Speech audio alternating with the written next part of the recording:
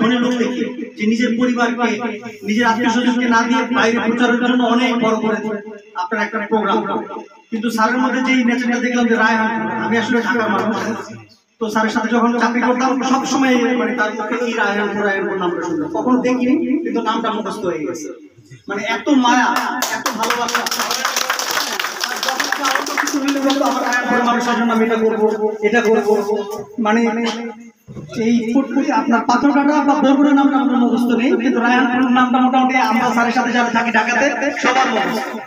তো আপনাদের প্রতি যে ভালোবাসা স্যারের, আমিও আশা রাখবো আপনারাও স্যারের প্রতি ভালোবাসাটা রাখবেন। আর বর্তমান পৃথিবী তো আসলে ধন বৈষম্যের পৃথিবী।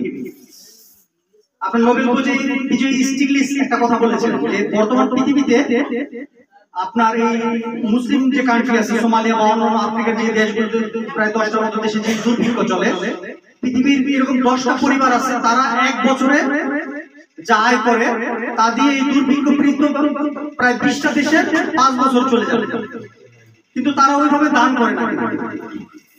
এবং বাংলাদেশে প্রায় আছে আপনার 20 থেকে 25টা পরিবার, তারা তাদের সম্পদের পরিমাণ পুরো বাংলাদেশের অর্ধেক মানুষের সম্পদের পরিমাণ, এরকম একটা জরিপ আছে।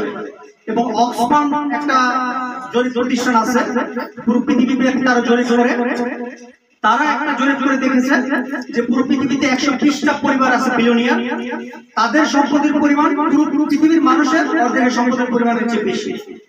তাহলে এই যে দানের একটা প্রক্রিয়া, এটা যদি পৃথিবীব্যাপী চালু হয় বা যদি চালু হতো তাহলে কিন্তু পৃথিবীব্যাপী এত দুঃখ কষ্ট দৈন্যতা থাকতো না।